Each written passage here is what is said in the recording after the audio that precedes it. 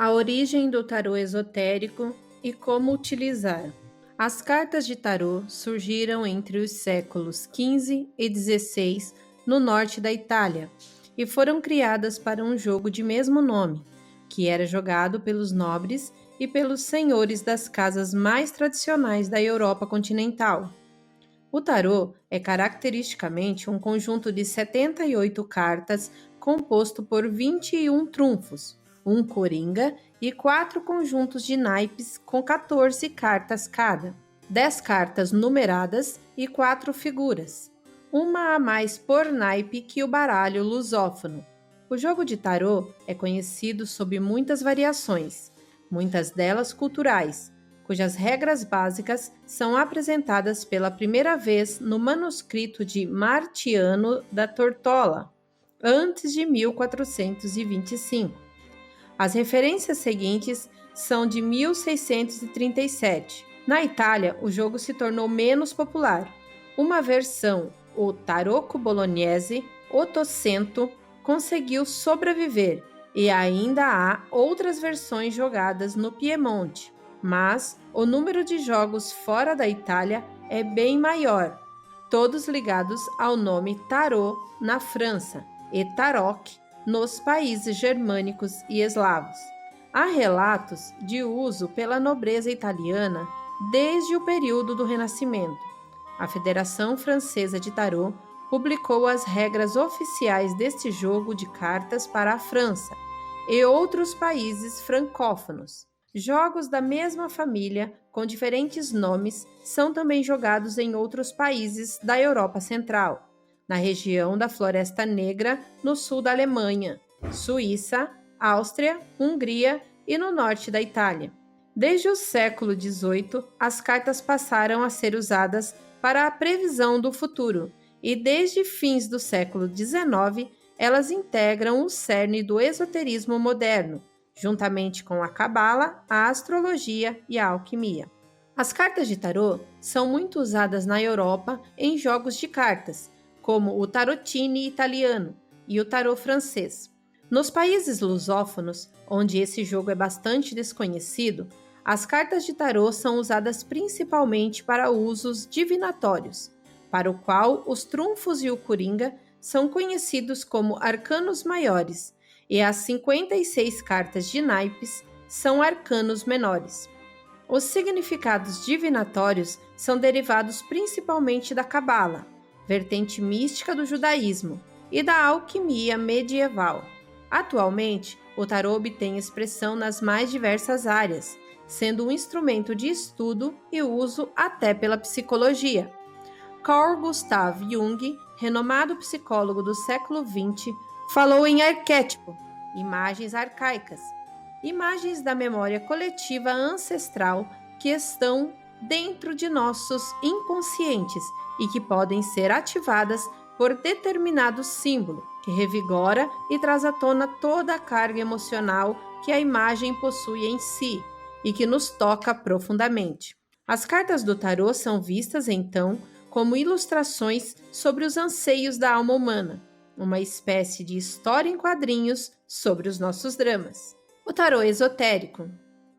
O termo tarô esotérico refere-se ao uso das cartas de tarô como parte integrante do ocultismo moderno, juntamente com a astrologia, a alquimia e a cabala.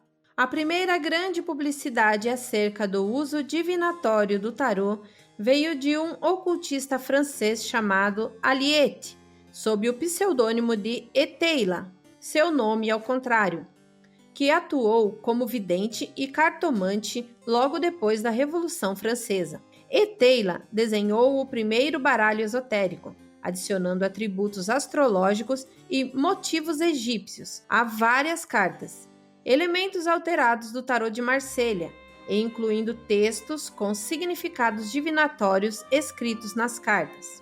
Mais tarde, Mademoiselle Marie-Anne Lenormand popularizou a divinação durante o reinado de Napoleão I, pela influência que exercia sobre Josefina de Beauharnais, primeira esposa do monarca. Contudo, ela não usava o tarô típico. Desde então, as cartas de tarô são associadas ao misticismo e à magia. O tarô não foi amplamente adotado pelos místicos, ocultistas e sociedades secretas até o século XVIII e XIX. A tradição começou em 1781, quando Antoine Court de Gebelin, um clérigo protestante suíço e também maçom, publicou Le Monde Primitif, um estudo especulativo que incluía o simbolismo religioso e seus remanescentes no mundo moderno. De Gebelin primeiro afirmou que o simbolismo do tarô de Marselha representava os mistérios de Ísis e Thoth. Gebelin também afirmava que o nome tarô viria das palavras egípcias tar,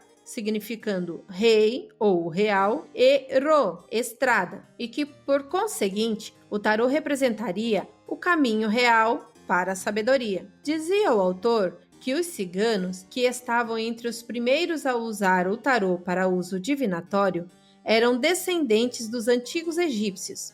Daí a semelhança entre as palavras gypsy e Egypte em inglês. Mas isso, na verdade, é um estereótipo para qualquer tribo nômade, e introduziram as cartas na Europa. De Gebelin escreveu esse tratado antes de Jean-François Champollion ter decifrado os hieróglifos egípcios, ou, de fato, ter sido descoberta a Pedra de Roseta. E mais tarde, os egiptólogos não encontraram nada que corroborasse a etimologia fantasiosa de Gebelin. Apesar disso, a identificação do tarô com o livro de Thoth já estava firmemente estabelecida na prática ocultista e segue como uma lenda urbana até os dias de hoje. A concepção de que as cartas são um código místico foi mais profundamente desenvolvida por Eliphas Levi e foi difundida para o mundo pela Ordem Hermética da Aurora Dourada. Levi, e não Eteila,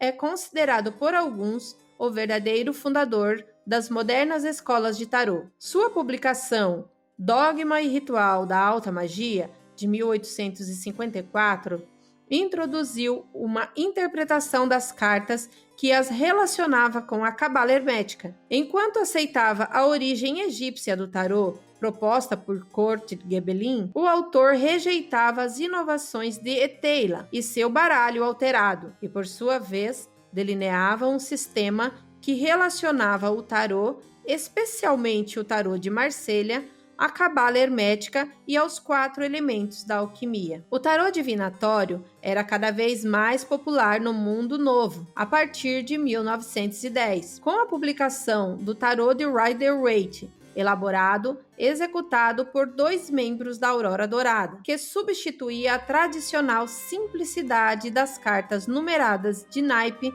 por cenas simbólicas. Este baralho também obscureceu as alegorias cristãs do tarô de Marselha e dos baralhos de Eliphas Levi, mudando alguns atributos, por exemplo, trazendo o hierofante no lugar de o Papa e a alta sacerdotisa no lugar de a papisa. O tarô Rider-Waite ainda é muito popular no mundo anglófono. Desde então, um número enorme de baralhos diferentes tem sido criado, alguns tradicionais, outros vastamente diferentes. O uso divinatório do tarô, ou como um compêndio simbológico, inspirou a criação de inúmeros baralhos oraculares. São baralhos para inspiração ou divinação, contendo imagens de anjos, fadas, deuses, forças da natureza, etc. Embora obviamente influenciados pelo tarô, eles não seguem sua estrutura tradicional. Algumas vezes omitem ou trocam algum dos naipes, outras vezes alteram significativamente o número e a natureza dos arcanos maiores. O tarô esotérico é constituído de 78 cartas quando usado para fins divinatórios, cada qual é denominada de arcano, palavra que significa mistérios ou segredos a serem revelados, e foi incorporada pelos ocultistas do século XIX. Ele se encontra dividido em 2 grandes grupos, os arcanos maiores e os arcanos menores.